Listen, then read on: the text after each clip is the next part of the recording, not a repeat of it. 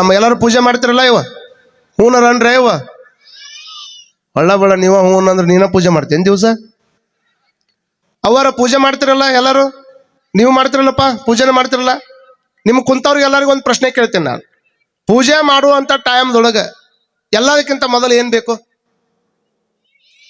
ಏನಿರ್ಬೇಕು ಏನಿರ್ಬೇಕು ಏನಿರ್ಬೇಕು ನೋಡ್ರಿ ಎಲ್ಲಾ ಹುಡುಗರು ಹೇಳಕತ್ತಾವ ನೀರಿರ್ಬೇಕು ಅಜ್ಜವ್ರ ಅಂತ ಎಲ್ಲಾ ಮಾಡೋದಕ್ಕಿಂತ ಮುಂಚೆಕ ಹೂ ಪತ್ರಿ ಗಂಧ ಅಕ್ಷತೆ ನೈವೇದ್ಯ ಇವೆಲ್ಲ ಇರೋದಕ್ಕಿಂತ ಪೂರ್ವದೊಳಗೆ ಏನಿರ್ಬೇಕು ನೀರಿರ್ಬೇಕು.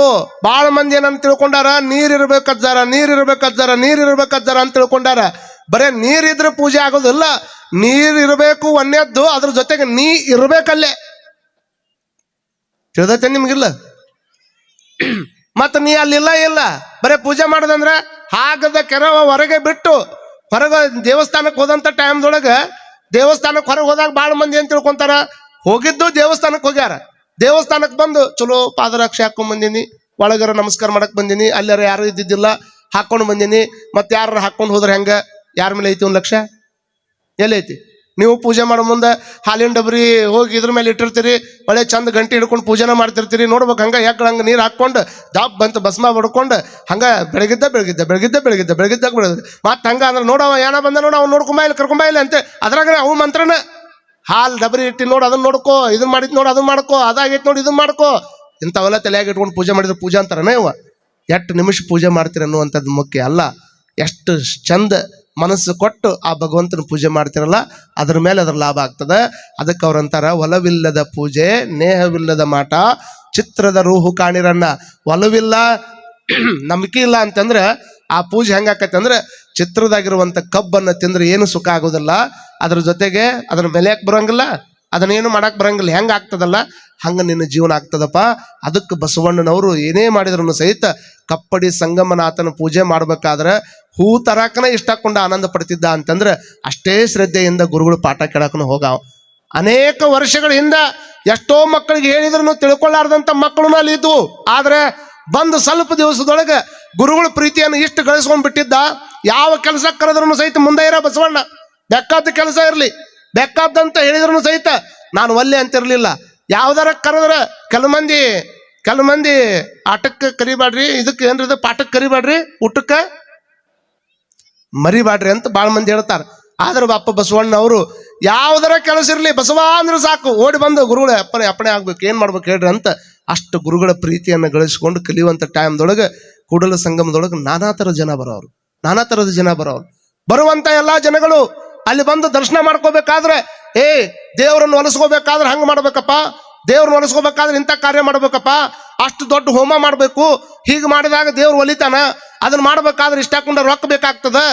ಹಿಂಗೆಲ್ಲ ಅಲ್ಲಿ ಹೇಳಿದಂತ ಟೈಮ್ದೊಳಗೆ ಸಾಮಾನ್ಯರಿಗೆ ಏನ್ ಅನ್ಸುದು, ನಾವೆಲ್ಲ ಅಷ್ಟು ಖರ್ಚು ರೊಕ್ಕ ಮಾಡಿ ಹೆಂಗೆ ಪೂಜೆ ಮಾಡಕ್ ಆಗ್ತದ್ರಪ್ಪ, ಅಷ್ಟಕೊಂಡ ರೊಕ್ಕ ಖರ್ಚು ಮಾಡಿ ನಾವು ಪೂಜೆ ಮಾಡ್ಬೇಕಂದ್ರೆ ರೊಕ್ಕ ಬೇಕಲ್ರಿಪ್ಪ ನಮ್ಮ ಹತ್ರ ಅಂತ ತಿಳ್ಕೊಂಡು ಮನಸ್ಸಿಗೆ ನೋವು ಮಾಡ್ಕೊಂಡು ಹೊರಗೆ ಬರುವ ಪಾಪ.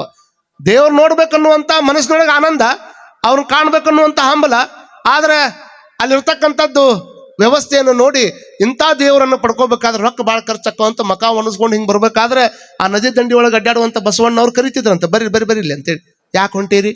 ಇಲ್ಲ ದೇವ್ರ ಪೂಜೆ ಮಾಡ್ಬೇಕಂತ ಬಂದಿದ್ವಿ, ದೇವ್ರನ್ನ ಕಾಣ್ಬೇಕಂತ ಮಾಡಿದ್ವಿ, ಅಂತ ದೇವ್ರನ್ನ ಕಾಣಬೇಕಾದ್ರೆ ಇಂಥ ಹೋಮ ಮಾಡಿಸಂದ್ರು, ಇಷ್ಟ ಹಾಕೊಂಡು ಅದಕ್ಕೆ ಖರ್ಚಾಗತ್ತಂತ ಹೇಳಿದ್ರು.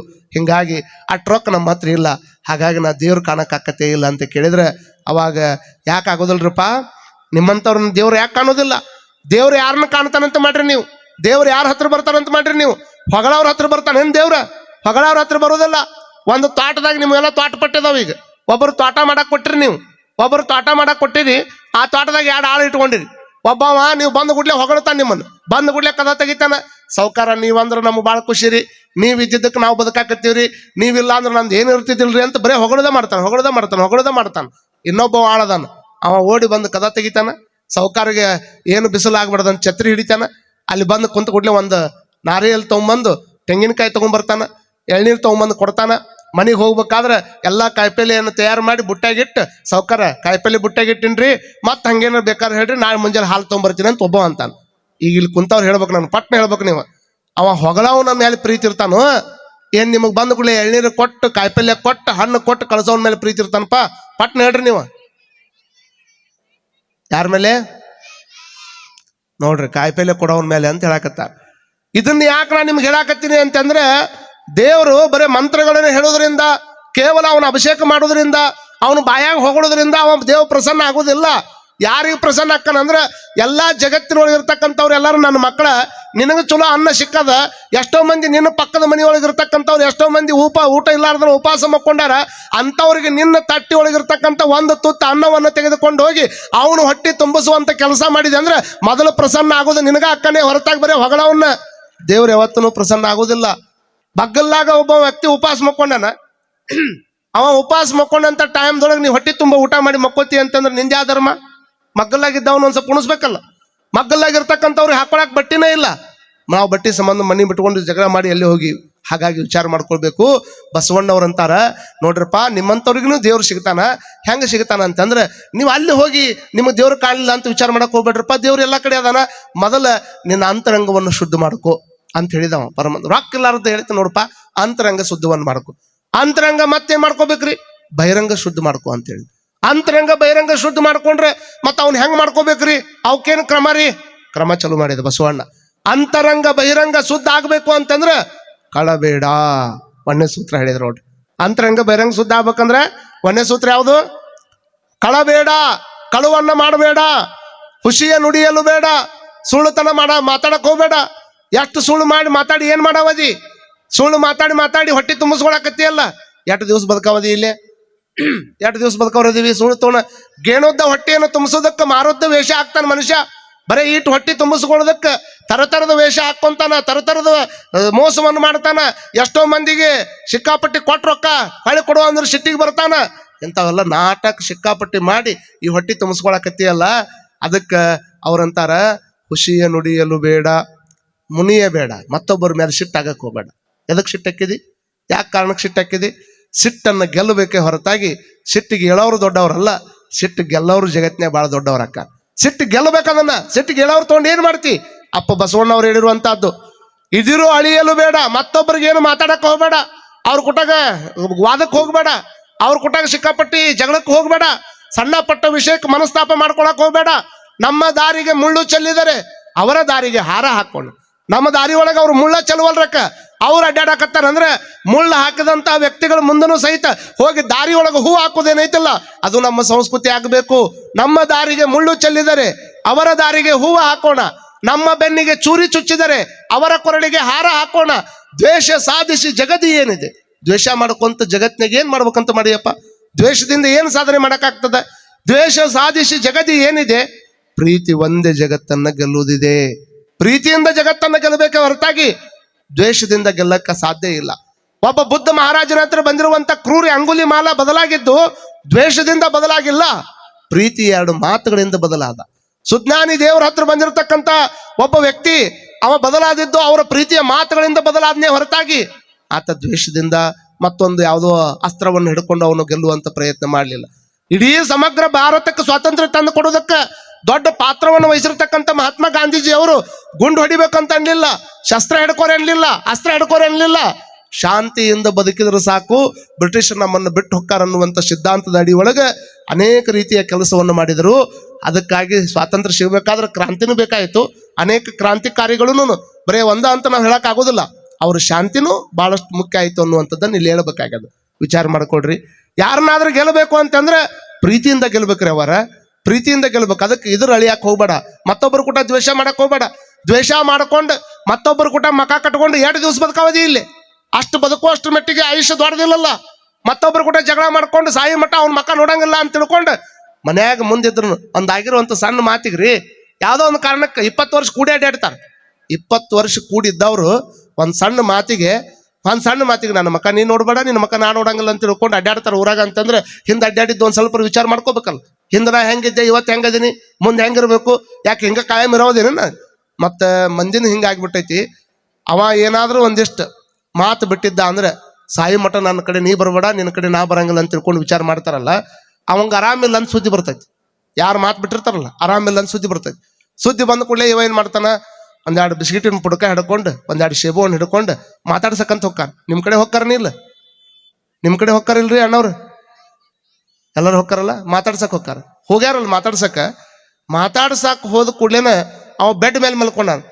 ಭಾಳ ದಿವಸದಿಂದ ಮಾತು ಬಿಟ್ಟಿವಿ, ಇಂಥ ಸಮಯದಾಗ ಬಂದಾನ, ನಕ್ಕೊಂತ ಸ್ವಾಗತ ಮಾಡ್ಕೋಬೇಕಿಲ್ಲ. ಅವ ಬಾಯಿ ಬಿಟ್ಟು ಹೇಳೋದು ಬೇಡ, ಸುಮ್ಮನೆ ಮಕ್ಕೊಂಡಲ್ಲಿ ನಕ್ಕೊಂತ ಬಿಟ್ರೆ ಎಲ್ಲ ಮರ್ತಾ ಹೋಗ್ಬಿಡ್ತೈತಿ ಅದು. ಅವ ಏನು ಮಾಡ್ತಾನೆ ಗೊತ್ತಾನ, ಅಲ್ಲಿ ಎಷ್ಟು ದ್ವೇಷ ಇರ್ತೈತಿ ಮನುಷ್ಯರೊಳಗಂದ್ರೆ, ಎಂದೂ ಬರ್ಲಾರ್ದ ಮಗ ನಾ ಬೆಡ್ ಮೇಲೆ ಮಕ್ಕೊಂಡಾಗ ನಾನು ನೋಡಿ ಖುಷಿ ಪಡಾಕ್ ಬಂದ ನೀವು ಅಂತ ತಿಳ್ಕೊಂಡು ಅವ ಹಾರ್ಟ್ ಬೀಟ್ ಮಾಡ್ಕೊಂಡು ಹಾರ್ಟ್ ಅಟ್ಯಾಕ್ ಆಗಿ ಅವ ಸಾಯ್ತಾನ. ಅಲ್ಲಿ ವಿಚಾರ ಮಾಡ್ಕೊಳ್ರಿ, ಯಾವುದೊಂದು ನೀವು ತಿಳ್ಕೊಂಡ್ರಿ. ದ್ವೇಷ ಮಾಡೋದಾದ್ರೆ ಕೆಲವು ಮಂದಿ ಅಂತಾರೆ. ಮೊನ್ನೆ ನಾವು ಒಂದು ಊರಾಗ ಪಾದಯಾತ್ರೆಗೆ ಹೋಗಿದ್ದೆ. ನಮ್ಮ ಕಡೆ ಒಬ್ಬ ದಾಡಿ ಫುಲ್ ಬಿಟ್ಟಾನ, ಹಿಂಗೆ ದಾಡಿ ಫುಲ್ ಬಿಟ್ಟಾನ. ದಾಡಿ ಫುಲ್ ಬಿಟ್ಟು ಅವ ಹಾಡೋರು ಒಂದ್ ಕಡೆ ಇದ್ರು, ಇವ ನನ್ನ ಮಗಲಾಗಿದ್ದ. ಆರಾಮದ್ರಿ ಅಜ್ಜವ್ರು ಅಂತ ಕೇಳಿದ್ರು. ಆರಾಮದೇವಪ್ಪ ಅಂತ. ಅವಂಗ ನಾ ಸುಮ್ಮನೆ ಕೇಳಿದ್ ನೋಡ್ರಿ, ಹಂಗ ಯಾಕೋ ಇಷ್ಟಕೊಂಡ ದಾಡಿ ಬಿಟ್ಟಿಯಲ್ಲ ಅಂತ ಕೇಳಿದ್ ನಾನು. ಅವ ಏನ್ ಅನ್ಬೇಕು, ನಾ ದಾಡಿ ಬಿಟ್ಟಿದ್ ನಿಮ್ಗೆ ಗೊತ್ತಿಲ್ಲನ್ರಿ ಅಜ್ಜರ ಅಂದ. ಅವತ್ತ ಭೇಟಿಯಾಗ ನಾ ದಾಡಿ ಬಿಟ್ಟಿದ್ ನಿಮ್ಗೆ ಗೊತ್ತಿಲ್ಲನ್ರಿ ಅಂತ ನನ್ ಕೇಳಾಕತ್ತಾನ. ನಾ ಅಂದೆ, ನೀ ದಾಡಿ ಬಿಟ್ಟಿದ್ ನನಗೆ ಹೆಂಗೆ ಗೊತ್ತಾಗತ್ತಪ್ಪ, ಎದು ಸಂಬಂಧ ಬಿಟ್ಟಿ ಅಂದಾಗ, ಅವೇನು ಹಾರ್ಮೋನಿಯಂ ಬಾರ್ಸಾಕತ್ತಿದ್ನಲ್ಲ, ಅಲ್ಲೇನು ನಿಮ್ಮ ಮುಂದೆ ಹಾರ್ಮೋನಿಯಂ ಬಾರ್ಸಾಕತ್ತ ನೋಡ್ರಿ ಅಜ್ಜರ, ಅವನು ತೆಗಿ ಮಟ್ಟ ಇದನ್ನ ತೆಗಿಬಾರ್ದಂತ ಬಿಟ್ಟಿನ್ರಿ ಅಂದ ಅವ. ಇಬ್ರು ಅಲ್ಲೇ ಅದಾರ. ಅವನು ತೆಗಿ ಮಟ್ಟ ನಾನು ದಾಡಿ ತೆಗಿಯಂಗಿಲ್ಲ ಅಂದಾಗ ನಾ ಅಂದೆ, ಬರೀ ₹1 ಬ್ಲೇಡ್ ತೊಗೊಂಡು ತೆಗಿಯಾಕೆ ಬರ್ತೈತಿ ಮರೆ, ಅವ್ನು ತಲೆ ತೆಗೆದು ನೀ ಏನು ಮಾಡವದಿದಿ? ಅವನು ತಲೆ ತೆಗೆದ್ರೆ ನಿನ್ನರ ಎಲ್ಲಿ ಇಡ್ತಾರೆ, ಇಲ್ಲೇ ನಿನ್ನ ಜೈಲಿಗೆ ಹಾಕ್ತಾರ. ಅವನು ತಲೆ ತೆಗೆದು ನೀ ಜೈಲಿಯಾಗ ಹೋಗೋದಕ್ಕಿಂತ ನಾ ಒಂದ ಮಾತು ಅವತ್ತು ಅವಂಗೇನು ಹೇಳಿದ್ದೆ ಅದನ್ನ ನಿಮ್ಗೆ ಹೇಳ್ತೀನಿ. ತಲೆಯಿಂದ ಅವನು ತಲೆ ತೆಗೆದು ಬದುಕ್ತೀನಿ ಅಂತ ಹೊಂಟ್ರ ದ್ವೇಷ ಹೆಚ್ಚಾಗ್ತದ. ಅವನು ತೆಗಿಯಾಗಬೇಕನ್ನುವಂಥದ್ದು ನಿಮ್ಮ ತಲೆಯಾಗಿತ್ತು ಅಂದ್ರೆ, ಅವನು ತೆಗೆದಾನ ಬದುಕ್ಬೇಕನ್ನುವಂಥದ್ದು ನಿಮ್ಮ ತಲೆಯಾಗಿತ್ತಂದ್ರೆ, ಸಂಘದವರೆಲ್ಲ ಇನ್ನೊಮ್ಮೆ ಕಿವಿಗೊಟ್ಟು ಕೇಳ್ರಿ. ಯಾವುದಾದ್ರೂ ವ್ಯಕ್ತಿಯನ್ನು ನಾ ತಲೆ ತೆಗೆದು ಬದುಕ್ತೀನಿ ಅನ್ನೋದಕ್ಕಿಂತ, ಅವನು ತಲೆ ತೆಗೆದು ನೀವು ಜೈಲಿಯಾಗ ಹೋಗೋದಕ್ಕಿಂತ ನಿಮ್ಮ ತಲೆಯಾಗಿಂದ ಅವನು ತೆಗೆದು ಬದುಕಿ ಬಿಟ್ರಿ ಅಂದ್ರೆ ನಿಮ್ಮಟ್ಟು ಸುಖಿಗಳು ಜಗತ್ತಿನಾಗ ಯಾರು ಇರುವುದಿಲ್ಲ ಅನ್ನುವಂಥದ್ದನ್ನು ತಿಳ್ಕೊಂಡ್ಬಿಡ್ಬೇಕು. ಎಷ್ಟು ಪ್ರೇಮ್ರಿ, ಇರುವಂತ ದಿವಸದೊಳಗೆ ಒಂದು ಕಾಗೆ ಸತ್ರ 100 ಕಾಗೆಗಳು ಓಡಿ ಬರ್ತಾವ, ಒಂದು ಮಂಗ್ಯ ಸತ್ರ 100 ಮಂಗ್ಯ ಓಡಿ ಬರ್ತಾವ. ಒಬ್ಬ ಮನುಷ್ಯ ಏನಾದ್ರೂ ಒಂದು ಸಣ್ಣ ತಪ್ಪು ಮಾಡಿ ಮಾತು ಬಿಟ್ಟು ಸತ್ತಿದ್ದ ಅಂತಂದ್ರೆ, ಮಣ್ಣಿಗೆ ಸಹಿತ ಹೋಗ್ಲಾರ್ದಂತ ಮನುಷ್ಯರು ಹುಟ್ಟಾರ ಅಂತಂದ್ರೆ, ಎಲ್ಲ ಮಾನಸ್ ಮನಾಯ್ಸ. ಇಂಥವ್ರು ಮನುಷ್ಯ ಅಂತೀರಿ ನೀವು? ಮಾನಸ್ ಕುಣಾಲ ಮನಾಯ್ಸ. ಯಾರಿಗೆ ಮನುಷ್ಯ ಅನ್ಬೇಕು? ಫಕ್ತ ಹಾತ್ ಪಾಯ ಆಹೆ ಎಲ್ಲ ಮಾನಸ್ ಮನಾಯ್ಸ. ಬರೀ ಹಾತ್ ಕೈ ಎಲ್ಲ ಭಾಳ ಚಂದ ಐತ್ರಿ, ಭಾಳ ಚಂದ ಅದನ್ರಿ ನೋಡಕ್ಕ, जिसा ಎಲ್ಲ ಪಾರ ಸುಂದರ ದಿಸ್ತೋಯ್ त्याला माणूस म्हणायचा काय हो, काहीतरी बोला ना. ವಿಚಾರ ಮಾಡ್ಕೊಳ್ಬೇಕು ನೀವು. ಎಂಥವ್ರಿಗೆ ಮನುಷ್ಯರು ಅನ್ನಬೇಕು ಅಂತಂದ್ರೆ, ಭಗವಂತ ಸೃಷ್ಟಿ ಮಾಡಿರುವಂತ ಜಗತ್ತಿನೊಳಗೆ ಬದುಕಾಕತ್ತೀವಿ ನಾವು. ಬಸವಣ್ಣನವ್ರು ಬದುಕಿರುವಂತ ನಾಡ್ನ್ಯಾಗ ಬದುಕ್ತೀವಿ, ಶಿವಾಜಿ ಮಹಾರಾಜರು ಬದುಕಿರುವಂತ ನಾಡ್ನ್ಯಾಗ ಬದುಕ್ತೀವಿ. ಬರೀ ದ್ವೇಷನ ಇಟ್ಕೊಂಡು ಬದುಕ್ತೀವಿ, ಮತ್ತೊಬ್ರು ಕೂಡ ಕೆಟ್ಟದ್ದನ್ನ ಮಾಡ್ಬೇಕಂತ ಬದುಕ್ತೀವಿ. ಇಷ್ಟು ಕೆಟ್ಟದ್ದನ್ನು ಮಾಡಿ ನೀನರು 8 ದಿವಸ ಇರೋದಪ್ಪ. ಹಾಗಾಗಿ ಬಸವಣ್ಣವ್ರು ಸೂತ್ರ ಹೇಳಿದ್ರು, ಇದ್ರು ಅಳಿಯಲು ಬೇಡ, ಇದೇ ಅಂತರಂಗ ಸುದ್ದಿ, ಇದೇ ಬಹಿರಂಗ ಸುದ್ದಿ. ಇಷ್ಟು ಸೂತ್ರ ಕರೆಕ್ಟ್ ಆಗಿ ನೀವು ಮಾಡ್ಕೊಂಡು ಬಂದಿದ್ದಾದ್ರೆ ಅಂತರಂಗ ಶುದ್ಧ ಆಗ್ತದ, ಬಹಿರಂಗ ಶುದ್ಧ ಆಗ್ತದ. ಇಷ್ಟೇ ಅಲ್ಲ, ಇವೆಲ್ಲ ಕರೆಕ್ಟ್ ನೀ ಮಾಡ್ಕೊಂಡಿದ್ದೆ ಅಂದ್ರೆ ಅಂತರಂಗ ಬಹಿರಂಗ ಶುದ್ಧ ಆದ ಮೇಲೆ ನೀ ದೇವ್ರನ್ನ ಹುಡುಕೋ ಅವಶ್ಯಕತೆ ಇಲ್ಲ, ಆ ದೇವರ ನಿನ್ನ ಹತ್ರ ಹುಡ್ಕೊಂಡು ಬರ್ತಾನ ಅನ್ನುವಂಥ ಸತ್ಯವನ್ನ ಅಪ್ಪ ಬಸವಣ್ಣನವರು ಅವ್ರಿಗೆ ಹೇಳ್ತಾರ. ಮುಂದುವರೆದು ನೋಡ್ತಾರ. ಹಿಂಗಿನ ದಿವಸ ನೋಡುವಂಥ ಎಲ್ಲ ಘಟನೆಗಳನ್ನು ನೋಡ್ತಾರ. ಕೆಲವು ಮಂದಿ ತಮ್ಮ ನಾಲಿಗೆ ಇಚ್ಛೆಗಾಗಿ, ನಾಲಿಗೆ ಆಶೆಗಾಗಿ ಎಷ್ಟೋ ಮಂದಿ ದೇವರ ಹೆಸರಿನೊಳಗೆ ಬಲಿ ಕೊಡೋರು ಬಲಿ ಕೊಡೋರು ನೋಡಿರಲ್ಲ. ಯಾವ ದೇವ್ರನ್ನು ಸಹಿತ, ದೇವ್ರು ಅಂದ್ರೆ ಸಕಲ ಎಲ್ಲ ಜೀವರಾಶಿಗಳಿಗೆ, ಎಲ್ಲ ಜೀವರಾಶಿಗಳನ್ನು ಹುಟ್ಟಿಸಿದಾತ ಪರಮಾತ್ಮ. ಯಾವ್ದಾರ ದೇವರು ಏಲಪ್ಪ ನನಗೆ ಬಲಿ ಕೊಟ್ರನ ನನಗೆ ಖುಷಿ ಆಕೈತೆ ಅಂತ ಎಲ್ಲರೂ ಬರೆದಿಟ್ಟವನ್ರಿ? ಎಲ್ಲಿ ಬರೆದಿಟ್ಟಿಲ್ಲ. ಹಿಂಗೆ ಹೊಂಟಿದ್ರು ಹೋಗುವಂಥ, ಇದು ಎಲ್ಲ 8-9 ವಯಸ್ಸಿನೊಳಗೆ ಆಗಿರುವಂಥ ಘಟನಾ ತಾಯಿ. ಹಿಂಗೆ ಹೋಗುವಂಥ ಟೈಮ್ದೊಳಗೆ ಒಂದು ಹೋತ್ ಮರಿ ಬಂದು ಬಸವಣ್ಣನವ್ರ ಪಾದಕ್ಕೆ ನಮಸ್ಕಾರ ಮಾಡ್ದಂಗೆ ಮಾಡಿ ಅದು ಓಡ್ಕೊಂತ ಹೊಂಟಿತ್ತು. ಅವಾಗ ಇವ್ರು ಬಂದರು. ಬರುವಂತಹ ಬಸವಣ್ಣನವರನ್ನು ನೋಡಿ ಅವ್ರಿಗೆ ಪಾದಕ್ಕೆ ಬಂದು ದಪ್ಪನ ಬಿದ್ದಾಗ ಅದು ಕಣ್ಣಾಗ ನೀರು ಹಾಕ್ಕೊಂಡು ಅಳಾಕತ್ತಿತ್ತಲ್ಲ. ಅಳುವಂಥ ಹೋತ್ ಮರಿಯನ್ನು ನೋಡ್ತಾರ. ಹೋತ್ ಅಂದ್ರೆ ಗೊತ್ತಾಗ್ತದ, ಹೋತ್ ಮರಿ ಗೊತ್ತಾಗ್ತದ.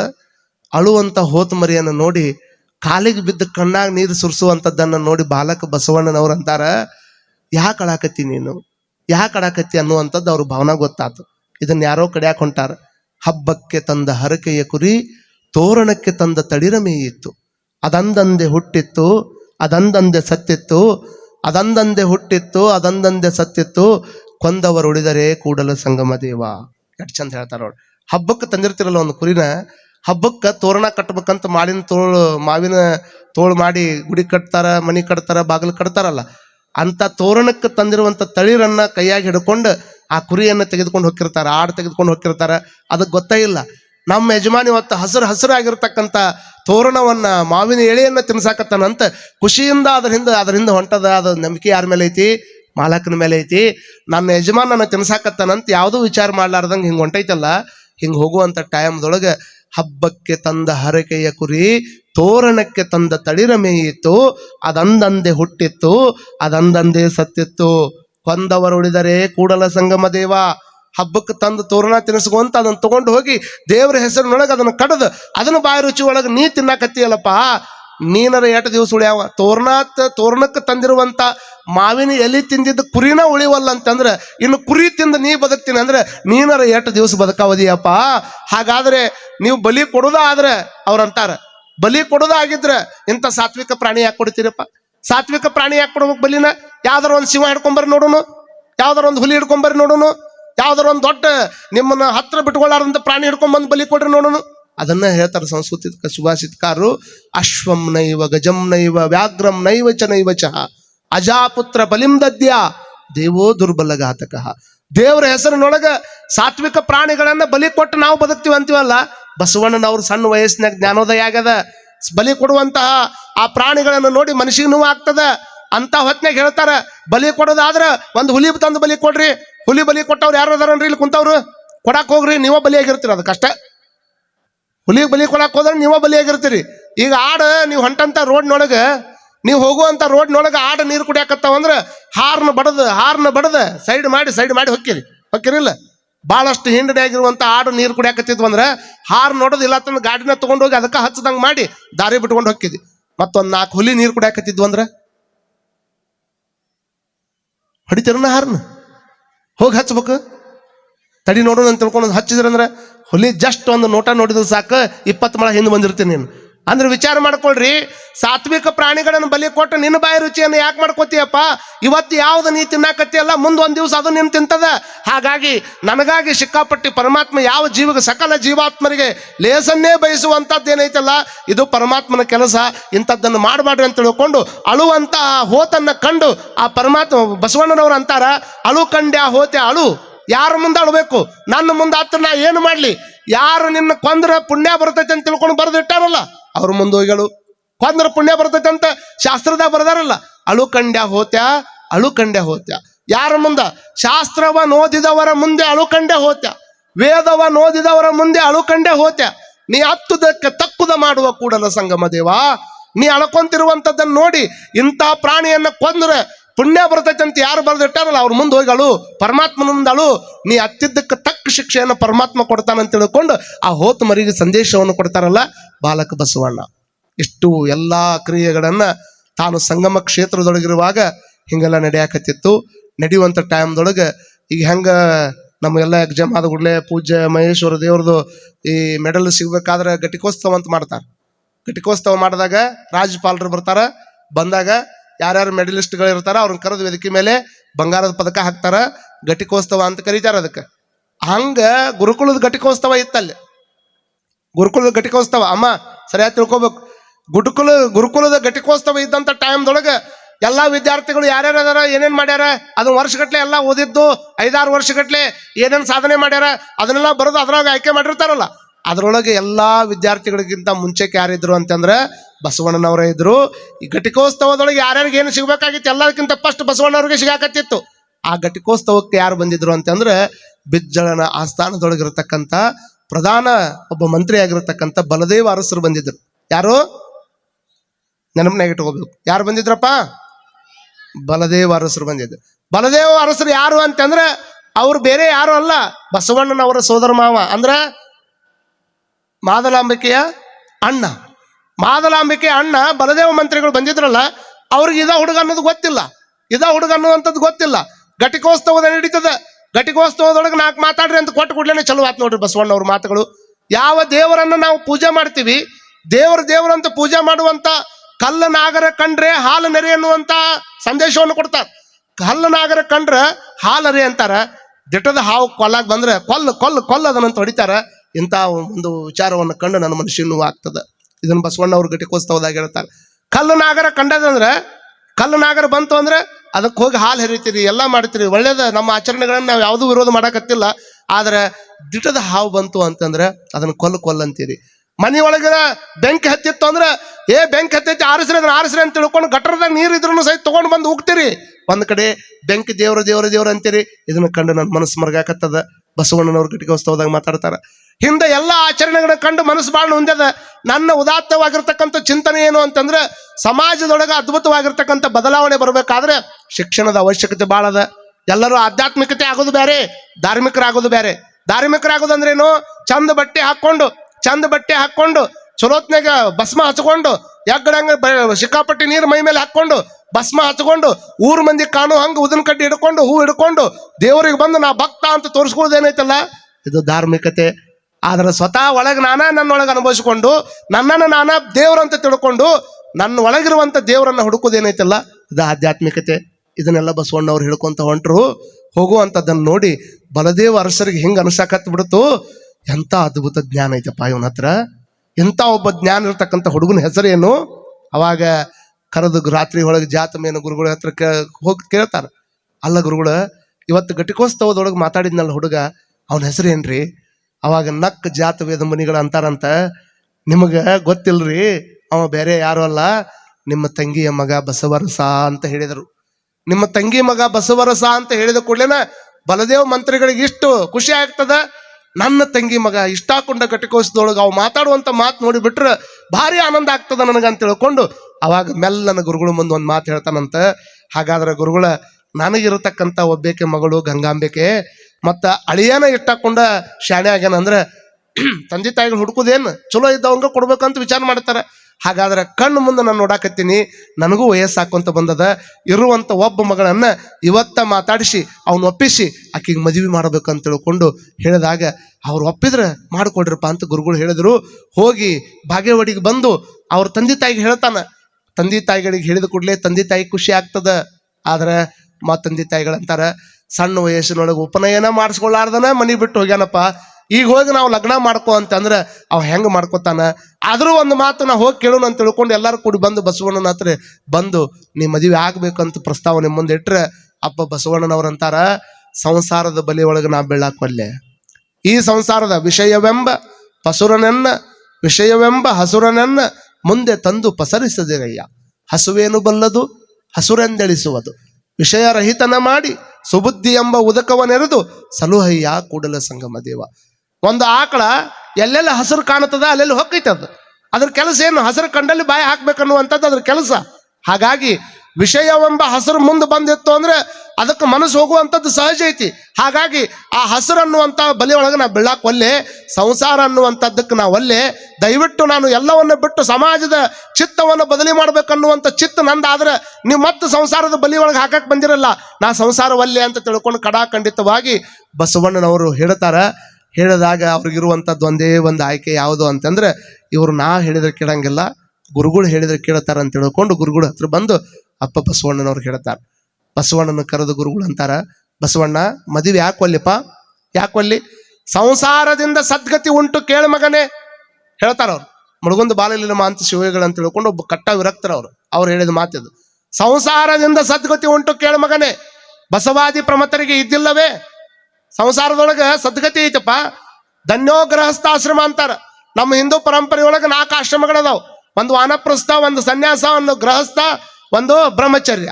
ಈ 4 ಆಶ್ರಮಗಳಲ್ಲಿ ಬಹಳ ವಿಶೇಷವಾದಂಥ ಸ್ಥಾನವನ್ನು ಯಾರಿಗೆ ಕೊಟ್ಟಾರ ಅಂದ್ರೆ ಗೃಹಸ್ಥರಾಗಿರ್ತಕ್ಕಂಥವ್ರಿಗೇ ಕೊಟ್ಟಾರ ಅನ್ನುವಂಥದ್ದನ್ನು ತಾವು ತಲೆಯಾಗಿಟ್ಕೊಳ್ಬೇಕಾಗ್ತದ. ಎಲ್ಲ ಬಿಟ್ಟು ಸನ್ಯಾಸಿ ಧನ್ಯೋ ಅನ್ಲಿಲ್ಲ ಅವರು. ನಮ್ಮಂಥ ಸನ್ಯಾಸಿಗಳಿಗೆ ಧನ್ಯ ಅನ್ಲಿಲ್ಲ. ಯಾರಿಗೆ ಧನ್ಯ ಅಂದ್ರಂದ್ರೆ ಬ್ರಹ್ಮಚರ್ಯವನ್ನ ಮತ್ತು ಅದರ ಜೊತೆಗೆ ಗೃಹಸ್ಥವನ್ನ, ಆಮೇಲೆ ವಾನಪ್ರಸ್ಥ, ಆಮೇಲೆ ಇರ್ತಕ್ಕಂಥದ್ದು. ಇದು ಎಲ್ಲವನ್ನು ತಲೆಯಾಗಿಟ್ಕೊಂಡು ನಿಮ್ಗೆ ಗೊತ್ತಿರಲಿ, 4 ಆಶ್ರಮಗಳನ್ನ ಪರಿಪೂರ್ಣವಾಗಿ ಅನುಭವಿಸುವಂಥ ಕೆಲಸವನ್ನು ಮಾಡುವಂಥವ್ರು ಯಾರಂದ್ರೆ ಗೃಹಸ್ಥರಾಗಿರೋದ್ರಿಂದ ಧನ್ಯೋ ಗೃಹಸ್ಥಾಶ್ರಮ ಅಂತ ಹೇಳಿದ್ರು. ನಮ್ಮಂಥ ಸ್ವಾಮಿಗಳನ್ನು ಕೊಟ್ಟವರು, ಪೂಜ್ಯರಾಗಿರ್ತಕ್ಕಂಥ ಮಹೇಶ್ವರ ದೇವರನ್ನ ಕೊಟ್ಟವರು ನಿಮ್ಮಂಥ ಸಂಸಾರಿಗಳೇ ಕೊಟ್ಟಿರಿ, ಹೊರತಾಗಿ ನಾವೇನು ಯಾರು ಮ್ಯಾಗ್ಲಿಂದ ಉದುರಿ ಬದ್ದಿಲ್ಲ. ಹಾಗಾಗಿ ಸಂಸಾರಿಗಳೇ ಧನ್ಯ, ಗೃಹಸ್ಥರೇ ಧನ್ಯ ಅನ್ನುವಂಥ ಮಾತನ್ನ ತಿಳಿಸಿ ಹೇಳ್ತಾರೆ. ಹಾಗಾಗಿ ಎಂತಿಂಥವರೆಲ್ಲ ಸನ್ಯಾಸವನ್ನ ತೊರೆದು ಇದ್ರೊಳಗಿದ್ದು ಗೆದ್ದಾರಪ್ಪ. ಒದ್ದು ಗೆಲ್ಲುವಂತ ಕೆಲಸ ಮಾಡಕ್ ಹೋಗ್ಬೇಡ ಬಸವಣ್ಣ. ಒದ್ದು ಗೆದ್ದು ಅಂದ್ರೇನು? ಬುದ್ಧನಾಗಿರ್ತಕ್ಕಂಥವನು ಸಂಸಾರವನ್ನು ಒದ್ದು ಗೆದ್ದ. ಆದ್ರೆ ನೀನು ಇದ್ದು ಗೆಲ್ಲಬೇಕಿದ್ರಾಗ ಅಂತ ತಿಳ್ಕೊಂಡು ಸಂಸಾರ ಜಸ ತವ ಚೂಲಿವರ, ಗೊತ್ತೈತಮ್ಮ, ಹಾಡ್ತಾರಲ್ಲ, ಹಾಡ್ತಾರಲ್ಲ. ಸಂಸಾರ ಸಂಸಾರ ಹೆಂಗಿರ್ತದ, ಚೂಲಿವರ ಅಂತಂದ್ರೆ ಹೋಗಿ ಅಡಿಗೆ ಮಾಡುವಂತ ಟೈಮ್ದೊಳಗೆ ನೀವು ರೊಟ್ಟಿಯನ್ನು ಹಾಕ್ತಿರಲ್ಲ ಹಂಚಿನ ಮೇಲೆ ರೊಟ್ಟಿ ಬರೋದಕ್ಕಿಂತ ಮುಂಚೆಕ್ಕೆ ಜಟಕ್ಕೆ ಪೈಲ ಆದಿ ಏನಾಗ್ತದ, ಕೈಗೆ ಒಂದು ಜಟಕ ಬರ್ತದ, ಒಂದಿಷ್ಟು ಕೈ ಸುಟ್ಟಂಗ ಆಗ್ತದ, ತ್ಯಾನಂತರ ಮಿಳತೆ ಬಾಕರ, ಹೌದಿಲ್ಲ, ಗೊತ್ತಾಗ್ತದ ನಿಮ್ಗೆ. ಆ ಸಂಸಾರದೊಳಗೆ ಹೆಂಗಿರ್ತದ ಅಂತಂದ್ರೆ ಮೊದಲು ಹಂಗ ಅನಿಸ್ತದ. ಆದ್ರೆ ಸಂಸಾರವನ್ನ ಸಸಾರ ಮಾಡ್ಕೊಂಡಿರ್ಬೇಕಂದ್ರೆ ಬಸವಣ್ಣಗ ಅವ್ರು ಹೇಳ್ತಾರ, ನೋಡಪ್ಪ, ಪಾರಮಾರ್ಥ ಮತ್ತು ಲೌಕಿಕ ಎರಡನ್ನ ತೆಗೆದುಕೊಂಡು ಹೋಗವ ಜಗತ್ನ್ಯಾಗ ಮಹಾತ್ಮಕ್ಕನಪ್ಪ. ನೀವು ಒಬ್ಬಂಟಿಯಾಗಿ ಹೊಂಟಿ ಅಂತಂದ್ರೆ ಒಬ್ಬಂಟಿ ಜೀವನ ಬಹಳ ಕಷ್ಟ. ಒಬ್ಬಂಟಿ ಜೀವನ ಅಂದ್ರೆ ಎಷ್ಟು ಕಷ್ಟ ಅಂತ ಮಾಡ್ರಿ ನೀವು. ನಿಮ್ಮ ಸಂಸಾರಿಗಳ ಜೀವನ ಅಂದ್ರೆ ಎಕ್ಕ ಗಾಡಿ ಅಲ್ಲಿ ನಿಮ್ ಜೋಡೆತ್ತಿನ ಬಂಡಿ ಇದ್ದಂಗೆ. ನಿಮ್ದು ಜೋಡೆತ್ತಿನ ಬಂಡಿ ಅಂದ್ರೆ ಗೊತ್ತಾಗೈತಿ ನಿಮ್ಗೆ. ಆ ಕಡೆ ಒಂದು ಎತ್ತೈತಿ, ಈ ಕಡೆ ಒಂದು ಎತ್ತೈತಿ, ಚಂದ ಎಳ್ಕೊಂತ ಹೋಗುದಪ್ಪ ಅದನ್ನ. ಆ ಕಡೆದಕ್ಕೆ ಈ ಕಡೆಗೆ ಸರಿಯಾಗಿ ಊಟ ಹಾಕೊಂಡು ಮೈ ಒಂದು ದುಬ್ಬ ಚಪ್ಪರ್ಸ್ಕೊಂತ ಕರ್ಕೊಂಡು ಹೋಗ್ಬಿಟ್ಟು ಚಂದ ಹೋಗ್ಬಿಡ್ತೈತಿ. ಸಂಸಾರಿಗಳ ಜೀವನ ಜೋಡೆತ್ತಿನ ಬಂಡಿ ಇದ್ದಂಗೆ, ಸನ್ಯಾಸಿಗಳ ಜೀವನ ಎಕ್ಕ ಗಾಡಿ ಇದ್ದಂಗೆ. ಎಕ್ಕ ಗಾಡಿ ಅಂದ್ರೆ ಗೊತ್ತೈತಿಲ್ಲ, ಎಳಿದು ಎರಡು ಗಾಲಿದೆ ಎಳಿದು, ಆದ್ರೂ ಎಳಿದು ಮಾತ್ರ ಒಂದೇ ಇರ್ತೈತಿ. ಎಕ್ಕ ಗಾಡಿ ಇದ್ದಂಗೆ ಇದು. ಈ ಗಾಡಿ ಎಳಿದು ಬಹಳ ಕಷ್ಟ. ಸಂಸಾರ ಅನ್ನುವಂಥದ್ದು ಬಹಳಷ್ಟು ಖುಷಿಯಿಂದ ಕೊಡುವಂಥದ್ದಪ್ಪ. ಎಷ್ಟೆಷ್ಟು ದೊಡ್ಡ ವ್ಯಕ್ತಿಗಳು ಸಂಸಾರವನ್ನು ಪಾಲನೆ ಮಾಡ್ಯಾರ, ಅದರೊಳಗಿದ್ದುಕೊಂಡು ಸದ್ಗತಿಯನ್ನು ಪಡ್ಕೊಂಡಾರ. ನೀನು ಸಹಿತ ಸಂಸಾರಿಕನಾಗಿ ಈ ಜಗತ್ತಿನೊಳಗಿರ್ತಕ್ಕಂಥ ಎಲ್ಲ ಆಗು ಹೋಗುಗಳಿಗೆ ಕಾರಣಕರ್ತ ಆಗ್ಬೇಕಪ್ಪ ಬಸವಣ್ಣ ಅಂತ ತಿಳ್ಕೊಂಡು ಅಪ್ಪ ಅವರು ಬಸವಣ್ಣನ ಮುಂದೆ ಹೇಳಿದ ಕೂಡಲೇನ ಅವ್ರ ಮಾತು ಕೇಳಿ ಬಸವಣ್ಣ ಅಂತಾನ, ಆಳ್ರಪ್ಪ, ನೀವು ಅಪ್ಪಣೆ ಕೊಡ್ತೀರ ಅಂದ್ರೆ ನಿಮ್ಮ ಮಾತು ಮೀರು ಶಕ್ತಿ ನನಗಿಲ್ಲ, ನಾನು ಸಂಸಾರದೊಳಗೆ ಹೋಗ್ತೀನಿ, ಮದುವೆ ಹಾಕಿನಿ, ಆದ್ರೆ ಒಂದು ಕಂಡೀಷನ್ ಅದ ಅಂದ. ಏನು ಕಂಡೀಷನ್? ನಿಮ್ಮ ಕಂಡೀಷನ್ ಏನಿರ್ತಾವ್ರಿ? ಮದುವೆ ಹೋದ್ರಂದ್ರೆ ಫಸ್ಟ್ ನೀವೇನು ನೋಡ್ತೀರಮ್ಮ, ಈ ಕೆಲವು ಮಂದಿ ಮದುವೆ ಆಗಾಕ ನೋಡಾಕ್ ಹೋಗ್ತಾರಲ್ಲ, ಇವ್ರು ಒಂದಿಷ್ಟು ಮಂದಿ ಇವ್ರು ಎಲ್ಲಿ ಶಾಸ್ತ್ರ ಓದ್ಯಾರೋ, ಏನು ಯಾವ ಪುಸ್ತಕದಾಗ ಓದ್ಯಾರೋ ಗೊತ್ತಿಲ್ಲ. ನಮ್ಮ ಕಡೆ ನಡೀತೈತಿ, ನಿಮ್ಮ ಕಡೆ ನಡೀತೈತಿಲ್ಲ ನಂಗೆ ಗೊತ್ತಿಲ್ಲ. ಈ ಮದುವೆ ಆಗೋಕೆ ನೋಡಾಕಂತ ಹೋಗ್ತಾರ ನೋಡ್ರಿ. ಒಂದ್ಸಲ ಹೋಗಿ ನೋಡ್ಕೊಂಡ್ಬರ್ತಾರ, ಎರಡನೇ ಸಲ ಮತ್ತೆ ಮಂದಿ ಕರ್ಕೊಂಡು ಹೋಗ್ತಾರ. ಮೂರನೇ ಸಲಕ್ಕೆ ಹೋದಾಗ ಇವ್ರು ಎಲ್ಲಿರ್ತಾರೋ ಏನು ಸುದ್ದಿಯೋ, ಅವ್ರು ಏನಾನ ಉದ್ದು ಕಳತಿ ಮಾಡೋದು, ಏನಂತಾರೆ ಅದಕ್ಕೆ, ನಿಮ್ಮ ಕಡೆ ಐತೇನಿಲ್ರಿ? ಒಂದ್ ಸ್ವಲ್ಪ ಮಾತಾಡ್ರಿ ಹೋಯಪ್ಪ, ನಿಮ್ಮನ್ನ ಕೇಳಾಕತ್ತೀನಿ ನಾನು. ನೀವು ಮಾತಾಡೋವಲ್ರಲ್ಲ, ಹೆಂಗ್ಯಾಕೆ ಕೂತೀರ ಅಂತ ನೀವು. ನೀವು ಯಾವಾಗ ಹೋಗಿದ್ದ ನೀವು ಅಳತಿ ಮಾಡಕ್ಕೆ? ನೀವು ಯಾವ್ದಕ್ಕೆ ನೋಡಿದ್ರೆ ನೀವು ಹೂನ ಅಂತೀವಲ್ಲೋ, ಮರಿ ನೀ ಯಾವಾಗ ಇನ್ನೂ ಮದುವೆ ವಯಸ್ಸರಾಗೈತೆ ನಿಂದ? ಹಾಲು ಹುರುಪೆದ್ದ ನಾವು ಮದುವೆ ಎದ್ದ ಕೂಡಲೇ ಕೆಲವು ಮಂದಿ ಹುರುಪೆದ್ದಿರ್ತಾರ. ಒಬ್ಬ ಯಾವನೋ ಪರೀಕ್ಷೆದೊಳಗೆ ಫೇಲ್ ಆಗೋದಕ್ಕೆ ಅವ್ರ ಅಪ್ಪ ಅಂದಂತ, ಈ ಸ್ಟೇಕ್ ಏನಾರು ನಿಮ್ಮ ಮದುವೆ ಮತ್ತೆ ಫೇಲ್ ಆದಂದ್ರೆ ಮದುವೆ ಮಾಡ್ತೀನಿ ಮಗ ನಿನ್ನ ಅಂದವ. ಈ ಒಳ ಫೇಲ್ ಆಗೋದಕ್ಕೆ ಅವ್ರ ಅಪ್ಪ ಅಂದ, ಈ ಸ್ಟೇಕ್ ಏನಾದ್ರು ಫೇಲ್ ಆದ್ರೆ ಮದುವೆನ ಮಾಡ್ತೀನಿ ಮಗ ನಿನಗೆ, ನೋಡಿ ನೀನು ಮದುವೆ ಹೆಂಗೆ ಮಾಡ್ತೀನಿ ಅಂದವ. ಇವ ಏನು ತಿಳ್ಕೊಂಬಿಟ್ಟನ, ಫೇಲ್ ಆದ್ರೆ ಮದುವೆ ಹಾಕಂದ್ರೆ ಮತ್ತೆ ಈ ಸ್ಟೇಕ್ ಪಾಸ್ ಆಗಿ ಏನು ಮಾಡಲಿ, ಫೇಲ್ ಆಗ್ಬೇಕಂತ ಫೇಲ್ ಆಗಿನ ಮಗ. ಫೇಲ್ ಆಗಿ ಮತ್ತು ಬಂದ, ಅಪ್ಪಾಜಿ ಫೇಲ್ ಆಗಿ ನೀ ಮದುವೆ ಮಾಡ ಅಂದವ. ಮಗನ ನೀನೇನು ಹೆಂಡತಿ ಕೂಟ ಮದುವೆ ಮಾಡ್ತೀನಿ ಅಂತ ಮಾಡಿ, ಕತ್ತಿ ಕೂಟ ಮದುವೆ ಮಾಡ್ತೀನಿ ಅಂದವ. ಅಂದ್ರೆ ಮದುವೆ ಅಂದ್ರೆ ಎಲ್ಲರಿಗೆ ಅಷ್ಟಕೊಂಡ ಖುಷಿ. ವಿಚಾರ ಮಾಡ್ಕೊಡ್ರಿ. ನಾವು ಯಾವಾಗ ಬಸವಣ್ಣನವರು ಕಂಡೀಷನ್ಗೆ ನಮ್ಮೆಲ್ಲ ನೋಡ್ತಿರಲ್ಲ ನೀವು, ನಾ ಹೇಳೋದು ಇಷ್ಟ ನಿಮ್ಗೆ ತಲೆಯಾಗಿ ಇಟ್ಕೊಳ್ರಮ್ಮ. ಯಾವುದೇ ಹೆಣ್ಮಗಳದು ಭಾಳ ಮಂದಿ ಹುಡುಗಿ ಹೆಂಗದಾಳ, ಅದು ಹಂಗೆ ನೋಡ್ಬೇಕು ಹಿಂಗೆ ನೋಡ್ಬೇಕು ಅಂತಿರಲ್ಲ, ನೋಡುವಂಥದ್ದು ನೀವು ನೋಡ್ತಿರೋ ಬಿಡ್ತೀರೋ ನಿಮ್ಗೆ ಬಿಟ್ಟದ್ದು. ಹುಡುಗಿ ನೋಡೋದಕ್ಕಿಂತ ಮುಂಚೆಕ್ಕೆ ಹುಡುಗನು ಹೆಂಗದಾನಂತ ಒಂದು ಸ್ವಲ್ಪ ನೋಡ್ರಲ್ಲ. ಇದೇನು ಇಸ್ಬೇಟ್ ಆಡಿದ ಕೈ ಆಯಿತು, ಏನು ಬರೀ ತಂಬಾಕು ಹಾಕೊಂಡು ಕೈ ಆಯಿತು, ಏನು ಶರಾಯಿ ಕುಡಿದು ಕೈ ಆಯಿತು, ಬರೀ ಹೊರಗ ಊಟ ಮಾಡಿದ್ದಾಯ್ತು, ಇಷ್ಟೆಲ್ಲ ತಯಾರು ಮಾಡಿ ಇಷ್ಟೆಲ್ಲ ಚಲೋತ್ನಾಗ ಇದನ್ನು ಮಾಡಿ ನೋಡಿದ ಮೇಲೆ ಇದು ಎಲ್ಲ ಬರೋಬ್ಬರಿ ಐತಂದ್ರೆ ಎರಡು ಸಂಸಾರ ಕರೆಕ್ಟ್ ಹೊಕ್ಕಾವು. ಮತ್ತು ಒಂದು ಬರೋಬ್ಬರಿ ಇತ್ತು, ಇನ್ನೊಂದು ಬರೋಬ್ಬರಿ ಇಲ್ಲ ಅಂದ್ರೆ ಮತ್ತು ಹೊಳ್ಳಿ ಹೋಗಿ ನೋಡ್ರಿ ನೀವು ಕೋರ್ಟ್ನಾಗ, ಒಂದು ಸಿವಿಲ್ ಕೋರ್ಟ್ನಾಗ ಹೋಗಿ ನೋಡಿದ್ರಿ ಅಂದ್ರೆ ಒಂದು ಗೊತ್ತಾಕೈತಿ ಸಂಸಾರ ಮದುವೆ ಆಗ್ಬೇಕು ಆಗಬಾರ್ದು ಅನ್ನೋದು ಗೊತ್ತಾಕೈತಿ. ಸಿವಿಲ್ ಕೋರ್ಟ್ನಾಗ ಎಷ್ಟು ಮಂದಿ ಡೈವರ್ಸ್ ಆಗವ್ರಿ, ಎಷ್ಟು ಮಂದಿ ಡೈವರ್ಸ್ ಆಗವ್ರು. ನಮ್ಮ ಭಾರತ ದೇಶದೊಳಗೆ ಡೈವರ್ಸ್ ಪದ್ಧತಿ ಇರಲಿಲ್ಲ. ಒಮ್ಮೆ ಮದುವೆ ಆಗ್ಯಾನಂದ್ರೆ ಸಾಯಿ ಮಠ ನನ್ನ ಹೆಂಡತಿಕಿನ, ಸಾಯಿ ಮಠ ನನ್ನ ಗಂಡ ಇವನ ಅಂತ ತಿಳ್ಕೊಳ್ಳೋದು ಅಷ್ಟ ಅಲ್ಲ, 7 ಜನ ಮಕ್ಕಳು ಇವನ ನನ್ನ ಗಂಡ ಇವನ ನನ್ನ ಹೆಂಡತಿ ಅಂತ ತಿಳ್ಕೊಂಡು ಬದುಕವ್ರು ಭಾರತ ದೇಶದಾಗಿದ್ರು ಅನ್ನುವಂಥದ್ದನ್ನು ತಾವೆಲ್ಲ ತಲೆಯಾಗಿಟ್ಕೊಳ್ಬೇಕಾಗ್ತದೆ. ಯಾವ ದೇಶದಾಗ 7 ಜನ ಮಕ್ಕಳು ಇವನ ನನ್ನ ಗಂಡ ಇವನ ನನ್ನ ಹೆಂಡತಿ ಅಂತ ತಿಳ್ಕೊಂಡು ಬದುಕ್ತಿದ್ರು, ಇವತ್ತು 7 ದಿವಸಕ್ಕೆ ಒಂದೊಂದು ಡೈವರ್ಸ್ ಕೇಸ್ ಆಗಕತ್ತಾವಂದ್ರೆ ಎಲ್ಲಿ ಹೊಂಟದ ಕಾಲ? ಎಲ್ಲರೂ ಕುಡ್ಕೊಂಡು ಮದುವೆ ಮಾಡಿರ್ತಾರ. ಭಾಳ ಮಂದಿ ಮದುವೆ ಆಗುವಂಥ ಟೈಮ್ದಾಗ ನಮ್ಮ ಪೆಂಡಲ್ ಭಾಳ ಚಲೋ ಇರ್ಬೇಕ್ರಿ, ನಮ್ಗೆ ಅಡಿಗೆ ಮಾಡೋರು ಭಾಳ ಚಲೋ ಇರ್ಬೇಕ್ರಿ, ನಮ್ಗೆ ಕೊಡುವಂಥ ವಸ್ತುಗಳು ಬ್ರ್ಯಾಂಡೆಡ್ ಇರ್ಬೇಕ್ರಿ, ನಾ ಹಾಕೊಳ್ಳುವಂಥ ವಾಚ್ ಬ್ರ್ಯಾಂಡ್ ಇರಬೇಕು, ನಾನು ಕೊಡುವಂಥ ಗಾಡಿ ಬ್ರ್ಯಾಂಡ್ ಇರಬೇಕು, ನಾನು ಕಲಾಗ ಹಾಕುವಂಥ ಬೂಟ್ ಬ್ರ್ಯಾಂಡ್ ಇರಬೇಕು, ನಾ ಹಾಕೊಳ್ಳುವಂಥ ಸೂಟ್ ಬ್ರ್ಯಾಂಡ್ ಇರಬೇಕು, ನಾ ಹಾಕೊಳ್ಳುವಂಥ ಪರ್ಫ್ಯೂಮ್ ಬ್ರ್ಯಾಂಡ್ ಇರಬೇಕು, ಎಲ್ಲ ಬ್ರ್ಯಾಂಡ್ ಇರಬೇಕು. ಓಕೆ, ಆದ್ರೆ ನಿನ್ನ ಜೀವನ ಬ್ರ್ಯಾಂಡ್ ಇರಲಿಲ್ಲ ಅಂದ್ರೆ ಏನು ಮಾಡೋದೈತಿ? ಹಾಕೊಂಡು ಬಟ್ವಿ ನೋಡ್ತಾರೇನು? ಹಾಕೊಂಡು ಬೂಟ ನೋಡ್ತಾರೇನು? ಹಾಕೊಂಡಿರ್ತಕ್ಕಂಥ ನೀ ಅಡ್ಡಾಡುವಂಥ ಗಾಡಿ ನೋಡ್ತಾರೇನು? ಬರೀ ವಸ್ತುಗಳು ಬ್ರ್ಯಾಂಡ್ ಇದ್ರೆ ನಡೆಯಂಗಿಲ್ಲ. ನಿಜವಾದ ಬ್ರ್ಯಾಂಡ್ ಯಾವ್ದಿರಬೇಕು ಅಂದ್ರೆ ನನ್ನ ತಲೆಯೊಳಗಿರ್ತಕ್ಕಂಥ ವಿಚಾರ ಬ್ರ್ಯಾಂಡ್ ಇರಬೇಕು. ಅಂದಾಗ ಮಾತ್ರ ಸಂಸಾರ ಭಾಳ ಚಂದ ನಡೀತದೆ. ಹೊರಗಿನ ವಸ್ತು ಇರಲಿಲ್ಲ ಅಂದ್ರೆ ನಡೀತದೆ. ಹಾಗಾಗಿ ನಾವು ವಿಚಾರ ಮಾಡ್ಕೊಳ್ಬೇಕು. ಬಸವಣ್ಣನವ್ರ ಕಂಡೀಷನ್ ಏನು ಹಾಕಿದ್ರು ಅಂತಂದ್ರೆ, ನಾನು ಮದುವೆ ಆಗ್ಬೇಕಾದ್ರೆ ನನ್ನ ಕಂಡೀಷನ್ ಏನಂದ್ರೆ ನಾನು ಸಮಾಜದ ಕಾರ್ಯವನ್ನು ಮಾಡುವಂಥವನು. ನನ್ನ ಯಾವುದೇ ರೀತಿಯಾಗಿರ್ತಕ್ಕಂಥ ನೀವು ರಾಜರಾಗಿದ್ದವರು ನನ್ನ ಹಿಡಿತದಾಗಿಟ್ಟುಕೊಂಡು ನನ್ನ ಕೆಲಸ ಕಾರ್ಯಗಳಿಗೆ ಅಡ್ಡಿ ಬಂದ್ರೆ ನಾ ಮದುವೆ ಆಗೋದಿಲ್ಲ. ಒಂದನೇ ಕಂಡೀಷನ್. ಇನ್ನು ಎರಡನೇ ಕಂಡೀಷನ್ ಏನು? ನಾನೊಬ್ಬ ಶಿವಭಕ್ತನಾಗಿ ನನ್ನ ಜೀವನವನ್ನ ಪಾಲನೆ ಮಾಡಕತ್ತೀನಿ. ನಾನು ಇದ್ದ ಜನಿವಾರವನ್ನ ಬಿಸಾಟ್ ಹಾಕಿ ಬಂದಿರತಕ್ಕಂಥ ವ್ಯಕ್ತಿ, ಲಿಂಗವನ್ನ ಎದೆಯೊಳಗೆ ಕಟ್ಕೊಂಡಂತ ವ್ಯಕ್ತಿ. ಹಾಗಾಗಿ ನನ್ನ ಕೈ ಹಿಡಿಯುವಂತ ಹೆಂಡತಿನೂ ಸಹಿತ ಮೊದಲು ಲಿಂಗಧಾರಿಯಾಗಿರ್ಬೇಕು. ಆಕೆಗೆ ಲಿಂಗ ಕೊಡ್ತೀನಿ ಅನ್ನೋದಾದ್ರೆ ನಾ ಮದುವೆಕ್ಕಿನಿ ಅಂತ ತಿಳ್ಕೊಂಡು 2 ಕಂಡೀಷನ್ ಹಾಕಿದ. ನಿಮ್ಮ ಕಂಡೀಷನ್ ಹಂಗಲ್ಲ. 20 ಮೊಳ ಹೊಲ ಏನದು ವರದಕ್ಷಿಣೆ ತೊಗೊಂತಾರನ್ರಿ ನಿಮ್ಮ ಕಡೆ, ಅದಕ್ಕೂ ಸುಮ್ಮನೆ ಕೊಂದಿರೋದು. ಯಾಕೆ ತೊಗೊಂಡೇ ಇಲ್ಲ ಪಾಪ ನೀವು. ಯಾರು ಒಬ್ಬರ ತೊಗೊಂಡ್ರೆ ನೀವು ಪಾಪ. ಬಹುತೇಕ ಸಂಘದವ್ರು ಒಂದು ಪೇಪರ್ನಾಗ ಹಾಕಿ ಮೋದಿ ಅವ್ರಿಗಾರ ಪತ್ರ ಬರಿಬೇಕಂತ ಮಾಡೀನ. ಸಂಘದಾಗ ಒಟ್ಟ ವರದಕ್ಷಿಣೆ ತೊಗೊಳವ್ರು ಇಲ್ರಿ ಅಂತ ಅವ್ರಿಗೆ ಒಂದು ದೊಡ್ಡ ಪ್ರಶಸ್ತಿ ಕೊಡ್ರಿ. ಯಾಕಂದ್ರೆ ಎಷ್ಟು ಕೇಳಿದ್ರು ಅವ್ರು ಏನು ತೊಗೊಂಡೇ ಇಲ್ಲ ಅನ್ನೋ ಕೂತಾರ್ರಿ. ತೊಗೊಂಡ್ರಿ ಇಲ್ರಿಪ್ಪ ಮುರುಗಪ್ಪ ಮತ್ತೆ ತೊಗೊಂಡಿ ಏನು?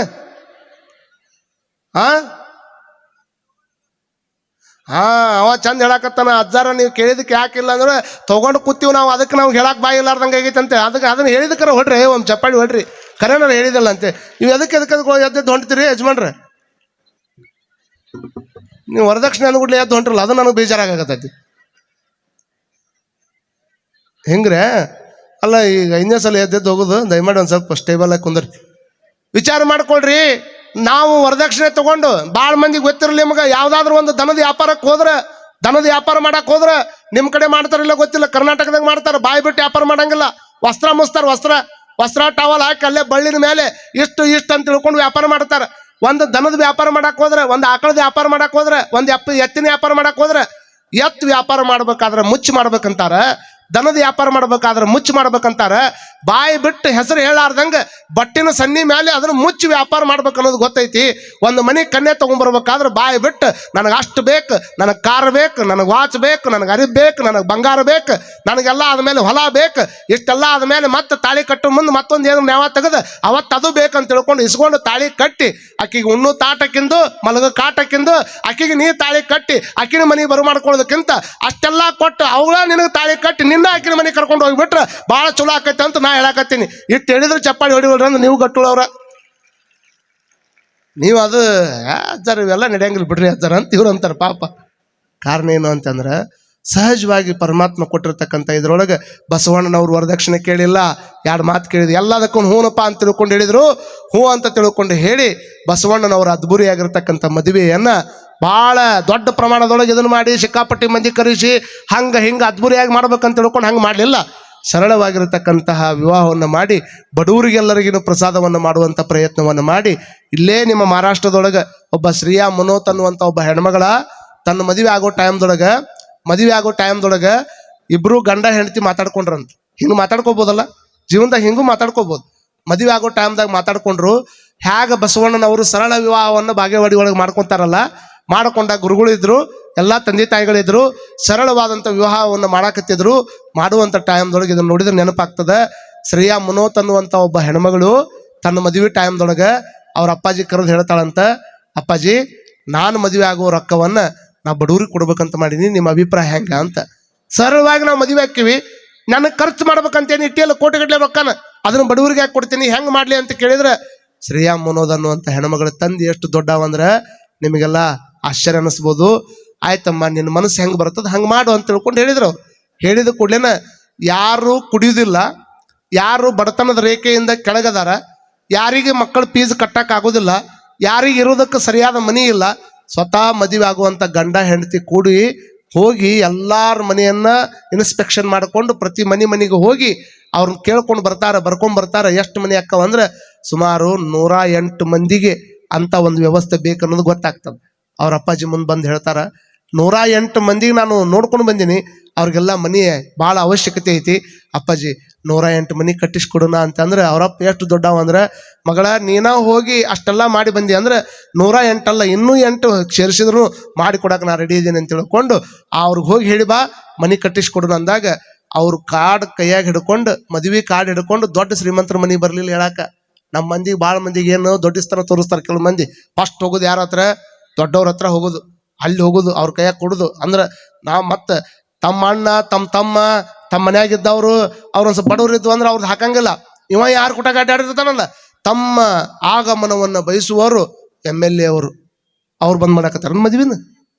ಇಲ್ಲಿ ಕುಂತವ್ರು ಕೇಳಾಕತ್ತೀನಿ ನಾನು. ಇಲ್ಲಿ ಮನ್ಯಾಗ ಬಿದ್ದವ್ರು ಬಿಟ್ಟಾನ, ಅವ್ರ ತಂದೆ ಅವ್ರ ತಾಯಿ ಇವ್ರು ನಿಂತು ಮಾಡಾಕತ್ತಾರ. ನಿನ್ನ ಪ್ರೆಸ್ಟೀಜಿಗೆ ಸಂಬಂಧ ಹಾಕ್ಬಿಡ್ರಿ ಅಂತ ಹೇಳಾಕತ್ತಿಲ್ಲ ನಾನು. ಅದು ಕೊನೆಯದು ಹಾಕ್ರಿ, ಅದು ಮೊದಲ ಅದನ್ನ ಹಾಕ್ಬಿಡ್ರಿ ಅಂತ ಭಾಳ ಮಂದಿ ಹಂಗೆ ಹಾಕ್ತಾರೆ ಲಗ್ನ ಪತ್ರದಾಗ. ತಮ್ಮ ಸುಖಾಗಮನವನ್ನು ಬಯಸುವವರು ಅವರು ಇವರು ಅಂತ ತಿಳ್ಕೊಂಡು ತನಗೆ ಯಾರು ಪರಿಚಯ ಇರ್ತಾರೆ ದೊಡ್ಡ ಮಂದಿ ಹಾಕೋದ್ರಿಂದ ದೊಡ್ಡವ ಹಾಕಕ್ ಆಗೋದಿಲ್ಲ. ಬಡವ್ರ ಭಾವನೆ ಹೆಂಗಿರ್ತದಂದ್ರೆ ಇವ್ರು ಹೋಗಿ ನಮ್ಮ ಮದುವೆಗೆ ನೀವು ಬರ್ಬೇಕಂತ ತಿಳ್ಕೊಂಡು ಬಡವ್ರಿಗೆ ಇನ್ವಿಟೇಷನ್ ಕಾರ್ಡ್ ಕೊಟ್ರೆ ಬಡವ್ರಿಗೆ ಸಂಕೋಚ. ಇಷ್ಟು ದೊಡ್ಡ ಮಂದಿ ನಮ್ಗೆ ಯಾಕೆ ಬಂದು ಲಗ್ನ ಪತ್ರ ಕೊಡಕತ್ತಾರ? ಮೊದಲು ಹಂಗೆ ಅನಿಸ್ತೈತಲ್ಲ. ದೊಡ್ಡವ್ರು ಪಟ್ನ ಸಣ್ಣವ್ರನ್ನ ಕರೆದು ಬಿಟ್ರೆ ನಮ್ಮನೆ ಯಾಕೆ ಕರೀತಾರ ಅಂತ ತಿಳ್ಕೊಂಡು ಅವ್ರಿಗೆ ಅನಿಸೋದ ಅಲ್ಲ.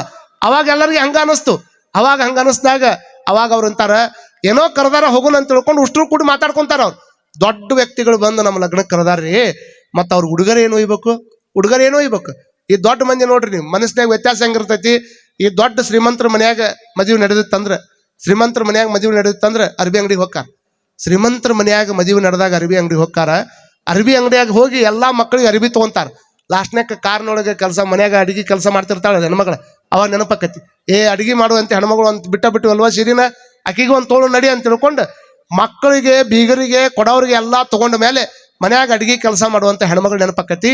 ಮತ್ತೆ ಬರ್ತಾರ ನಮ್ಮ ಮನ್ಯಾಗ ಅಡಿಗೆ ಮಾಡುವಂತ ಕೆಲಸಕ್ಕೆ ಇರುವಂತ ಹೆಣ್ಮಗಳಿಗೆ ಅರಿವಿ ಬೇಕಾಗೈತಿ, ಸೀರೆ ತೆಗಿ ಅಂತಾರ. ಮತ್ತೆ ಸೀರೆ ತೆಗೆದಾಗ ಅವ ಏನಂತಾನ, ಒಂದು 5,000 ಕೊಳ್ಳೇನ್ರಿ ಅವರ ಅಂತ ಕೇಳ್ತಾನ. 5,000 ಕೇಳಿದಾಗ ಅವಾಗ ಹೆಣ್ಮಗಳು ಏನಂತಾಳ, ಅಷ್ಟು ದೊಡ್ಡ ಕಾಸ್ಟ್ಲಿ ಇದು ಬೇಡಪ್ಪ, ಆಕೆ ನಮ್ಮ ಮನ್ಯಾಗ ಕೆಲಸ ಮಾಡಾಕಿ ಆಕಿಗೆ ಹೊಂದು ಅಷ್ಟು ತೆಗಿ, ಒಂದು 300-400 ರೂಪಾಯಿ ಇದ್ದು ತೆಗಿ ಅಂತ ಹೇಳ್ತಾರ. ಯಾರಕ್ಕೆ? ಶ್ರೀಮಂತ ಹೆಣ್ಮಗಳ ಮನ್ಯಾಗ ಅಡಿಗೆ ಕೆಲಸ ಮಾಡುವಂತ ಹೆಣ್ಮಗಳಿಗೆ ಸೀರೆ ಕೊಡ್ಬೇಕಾದ್ರೆ ಅವ 5,000 ರೂಪಾಯಿ ಕೇಳಿದ್ರೆ 300 ರೂಪಾಯಿ ತೆಗಿ ಅಂತ ತಿಳ್ಕೊಂಡು ಸೀರೆ ತಗೊಂಬಂದು ಕೊಡ್ತಾಳ. ನನ್ನ ಸೌಕಾರ್ತಿ ಕೊಟ್ಟಾಳ ಅಂತ ತಿಳ್ಕೊಂಡು ಅದನ್ನ ಅಷ್ಟಕ್ಕುಂಡ ಖುಷಿಯಿಂದ ಆ ಹೆಣ್ಮಗಳು ಅದನ್ನ ಸ್ವೀಕಾರ ಮಾಡ್ತಾಳ. ಮುಂದೇನಾಕೈತಿ, ನಮ್ಮ ಯಜಮಾನ್ರು ಅವ್ರ ಮಕ್ಕಳ ಮದುವೆಯಾಗ ನನಗೆ ಅರಿವಿ ಕೊಟ್ಟಾಳಂದ್ರೆ ನಾನು ಒಂದು ಸ್ವಲ್ಪ ಏನಾರು ಕೊಡ್ಬೇಕಲ್ಲ, ಅವ್ರಿಗೆ ನಾನು ಕೊಡ್ಬೇಕಲ್ಲ ಅಂತ ತಿಳ್ಕೊಂಡು ಇವ್ರು ಯಾವ ಅಂಗಡಿ ಒಳಗೆ ಅರಿವಿ ಪರ್ಚೇಸ್ ಮಾಡಿರ್ತಾರ ಅದ ಅಂಗಡಿಗೆ ಬರ್ತಾಳೆ. ಒಬ್ಬೇಕೆ ಬಂದ ಕೂಡ್ಲೇನೆ ಅವ್ನು ನೋಡಿರ್ತಾನಲ್ಲ. ಈಗ ಬಹುತೇಕ ಈ ಹೆಣ್ಮಗಳು ಅವ್ರ ಮನೆಗೆ ಕೆಲಸ ಮಾಡೋರು ಅಂದ್ಕೂಡ್ಲೆ ಅವ ಫಸ್ಟ್ ಬಂದು 300 ರೂಪಾಯಿ ಸೀರೆ ತೋರಿಸ್ತಾನೆ. ಯಾಕಂದ್ರೆ ಈಗಿನ ಬಜೆಟ್ ಅಷ್ಟೇ ಇರ್ಬೇಕಂತ 300 ರೂಪಾಯಿ ಸೀರೆ ಮುಂದಿಟ್ಟಾಗ ಒಂದು ಮಾತು ಹೇಳ್ತಾಳೆ, ಅವ್ವ ಅದನ್ನೆಲ್ಲರೂ ತಲೆಯಾಗಿ ಇಟ್ಕೊಡ್ರಿ, ಶ್ರೀಮಂತ ಹೆಣ್ಮಗಳ ನನ್ನ ಮನ್ಯಾಗ ಕೆಲಸ ಮಾಡುವಂತ ಹೆಣ್ಮಗಳಿಗೆ 300 ರೂಪಾಯಿ ಸೀರೆ ತೆಗೀರಿ ಅಂತ ಹೇಳಿದ್ರೆ ಈ ಶ್ರೀಮಂತರ ಮನ್ಯಾಗ ಕೆಲಸ ಮಾಡುವಂತ ಹೆಣ್ಮಗಳ ಭಾವನೆ ಎಷ್ಟು ದೊಡ್ಡದೈತೆ ಅಂದ್ರೆ ಅಕ್ಕಿ ಅಂತಾಳ 300 ರೂಪಾಯಿ ಸೀರೆ ಇಟ್ಟು ಕೊಡ್ಲೇನ ಅಪ್ಪವ್ರ ಇದು ನಾನು ಉಟ್ಕೊಳಕಲ್ರಿ, ನಮ್ಮ ಮನ್ಯಾಗ ನಮ್ಮ ಯಜಮಾನಿ ಮಗಳು ಮದುವೆ ನಡೆದೈತಿ, ಆಕಿ 300 ರೂಪಾಯಿ ಸೀರೆ ಉಟ್ಕೊಳಂಗಿಲ್ಲ, 3,000 ರೂಪಾಯಿ ಮ್ಯಾಲೆ ಏನಿದ್ರೆ ಅಂದ್ರೆ 5,000 ರೂಪಾಯಿ ರೊಕ್ಕ ಕೊಟ್ಟು ತೊಗೊಂಡು ಹೋದ್ರೆ ಉಟ್ಕೊಂತಾರ, 5,000 ರೂಪಾಯಿ ರೇಂಜ್ನ್ಯಾಗ ಸೀರೆ ಇದ್ರೆ ತೋರಿಸ್ರಿ ಅಂತ ತಿಳ್ಕೊಂಡು ಹೇಳ್ತಾಳ. ಅಂದ್ರೆ ಆಕಿನ ಭಾವನೆ ಹೆಂಗೈತಿ ವಿಚಾರ ಮಾಡ್ರಿ. ಯಾರು ಬಡವ್ರು ಆದ್ರಪ್ಪ? ರೊಕ್ಕ ಇದ್ದು 300 ರೂಪಾಯಿ ಸೀರೆ ತೆಗಿ ಅಂದವ್ರು ಸಾವುಕಾರರು, ರೊಕ್ಕ ಇಲ್ಲಾರ್ದಂತ ಹೆಣ್ಮಗಳು 5,000 ರೂಪಾಯಿ ಸೀರೆ ತೆಗಿ ಅಂದವ್ಕೆ ಶ್ರೀಮಂತೋ ಯಾರು? ನೋಡ್ರಿ, ಭಾವನಾ ಅನ್ನುವಂಥದ್ದು, ಶ್ರೀಮಂತಿಕೆ ಅನ್ನುವಂಥದ್ದು ರೊಕ್ಕದ ಮೇಲೆ ಬರುವುದಿಲ್ಲ ತಾಯಿ. ಯಾವಾಗ ಇವರೆಲ್ಲ ಬಂದು ಅವ್ರಿಗೆ ಆಮಂತ್ರಣ ಕೊಟ್ಟಾಗ ಸಣ್ಣ ಪುಟ್ಟ ಹುಡುಗರಿಗೆ ತೊಗೊಂಡು ಬರ್ತಾರ. ಆಕಿ ಮದುವೆ ಆಗೋ ಟೈಮ್ದೊಳಗೆ ಆ ಹೆಣ್ಮಗಳು ಏನು ಮಾಡ್ತಾಳ ಅಂತಂದ್ರೆ ಇವರೆಲ್ಲ ಬರಾಕತ್ತಿದ್ ನೋಡಿ ಇದ್ದು ದೊಡ್ಡ ಸಾವುಕಾರನೆಲ್ಲ ಬಿಟ್ಟು ಓಡಿ ಬಂದು ಇಬ್ಬರು ಕುಡ್ಕೊಂಡು ಅವ್ರನ್ನ ಆಮಂತ್ರಣ ಮಾಡ್ಕೊಂತಾರೆ. ಯಾಕೆ? ದೊಡ್ಡವ್ರ ಮನ್ಯಾಗ ಕರಿಲಾರ್ದನ ಹೋಗಿ ಆ ಪೇಚಾಟಕ್ಕೆ ಸಿಲುಕಬಾರ್ದು ಅಂತ ತಿಳ್ಕೊಂಡು ಅವ್ರನ್ನ ಹೋಗಿ ಸ್ವಾಗತ ಮಾಡ್ಕೊಂಡು ಹಿಂಗೆ ಬರ್ಬೇಕಾದ್ರೆ ಅವ್ರು ಮತ್ತೊಟ್ಟು ಮುಜುಗುರಾಕತ್ತಿ, ಇಷ್ಟು ಮಂದಿ ಬಿಟ್ಟು ನಮ್ಮನ್ನ ಯಾಕೆ ಕರಿತಿದ್ದಾರಂತ. ಅವಾಗ ಎಲ್ಲ ಉಡುಗೊರೆಯನ್ನು ತೆಗೆದುಕೊಂಡು ಸಾಲಕ್ಕೆ ಊಟ ಮಾಡಿಸಿ ಹೋಗ್ಬೇಕಾದ್ರೆ ಅವ್ರು ತೊಗೊಂಬಂದು ಉಡುಗೊರೆಯನ್ನು ತಗೊಳ್ಳಿಲ್ಲ ಅಂದ್ರೆ ಅವ್ರಿಗೆ ಮನಸ್ಸಿಗೆ ದುಃಖ ಆಕೈತೆ ಅಂತ ತಿಳ್ಕೊಂಡು ಆ ಉಡುಗೊರೆಯನ್ನು ತೆಗೆದುಕೊಂಡು ಹೋಗೋ ಮುಂದೆ ಪ್ರತಿಯೊಬ್ಬರ ಕೈಯಾಗನು ಸಹಿತ ಡಬಲ್ ಬೆಡ್ರೂಮ್ ಇರತಕ್ಕಂಥ ಒಂದೊಂದು ಮನೆಯ ಚಾವಿಯನ್ನು ಕೊಟ್ಟು ಕಳಿಸಿರ್ತಕ್ಕಂಥ ಶ್ರೇಯಾದ್ ಮುನೋದ್ ಅನ್ನುವಂಥ ಹೆಣ್ಮಗಳಿಗೆ ಒಮ್ಮೆ ಜೋರು ಚಪ್ಪಾಳಿಯನ್ನು ತಟ್ಟಿ ನಾವು ಧನ್ಯವಾದವನ್ನು ಸಮರ್ಪಣೆ ಮಾಡಬೇಕು. ಸರಳ ವಿವಾಹ ಇಲ್ಲೇ ನಮ್ಮ ಪಕ್ಕದೊಳಗಿರುವಂಥ ಗುಡ್ಡಾಪುರದ ದಾನಮ್ಮ ತಾಯಿ ಪತಿದೇವ್ರ ಊರು ಇದಾನ್ರಿ, ಅವರ ಸೋಮೇಶ್ವರನ ಊರು ಇದ ಅಂತಾರ. ಒಟ್ಟು ಸಂಕ ತೀರ್ಥ ಅಂತಾರ. ಅದು ಇತಿಹಾಸದೊಳಗೆ ಇದವರು ಐತೇನ್ರಿ, ಇದವರು ಅಂತ ತಿಳ್ಕೊಂಡು ಹೇಳ್ತಾರ. ನೋಡ್ರಿ, ಅವತ್ತಿನ ಕಾಲಕ್ಕೆ ಸಾಮೂಹಿಕ ಲಗ್ನಕ್ಕೆ ಮೊದಲು ನಾಂದಿ ಹಾಕದವರು ಯಾರು? ಸಾಮೂಹಿಕ ಲಗ್ನ ಅಂತ ಏನು ನಡೆಯಕತ್ತಾವಲ್ಲ ಇವತ್ತು, ಈ ಎಲ್ಲ ಸಾಮೂಹಿಕ ವಿವಾಹಕ್ಕೆ ಮೊದಲು ನಾಂದಿ ಹಾಕದಂತ ತಾಯಿ ಅಂದ್ರೆ ಅದು ಗುಡ್ಡಾಪುರದ ದಾನಮ್ಮ ತಾಯಿ ಅನ್ನುವಂಥದ್ದನ್ನು ತಲೆಯಾಗಿಟ್ಕೊಳ್ಬೇಕು. ಇತಿಹಾಸದೊಳಗೆ ಬಸವಣ್ಣನ ಗುಡಿ ಸಾಕಷ್ಟು ಸಿಗ್ತಾವ, ನೀಲಮ್ಮನ ಗುಡಿ ಸಾಕಷ್ಟು ಸಿಗ್ತಾವ, ಆದ್ರೆ ಗುಡ್ಡಾಪುರದ ಆನಮ್ಮ ತಾಯಿ ಮದುವೆ ಸಮಾರಂಭಕ್ಕೆ ಕುಟುಂಬ ಸಮೇತವಾಗಿ ಬಂದಿರತಕ್ಕಂಥ ಬಸವಣ್ಣ ಮತ್ತು ನೀಲಾಂಬಿಕೆಯ ಅದ್ಭುತವಾಗಿರ್ತಕ್ಕಂಥ ಗುಡಿ ಇರುವಂತ ಏಕೈಕ ಊರು ಅಂದ್ರೆ ಅದು ಸಂಕ ಅನ್ನುವಂಥದ್ದನ್ನು ನಾವೆಲ್ಲರೂ ತಲೆಯಾಗಿ ಇಟ್ಕೊಳ್ಬೇಕಾಗ್ತದ.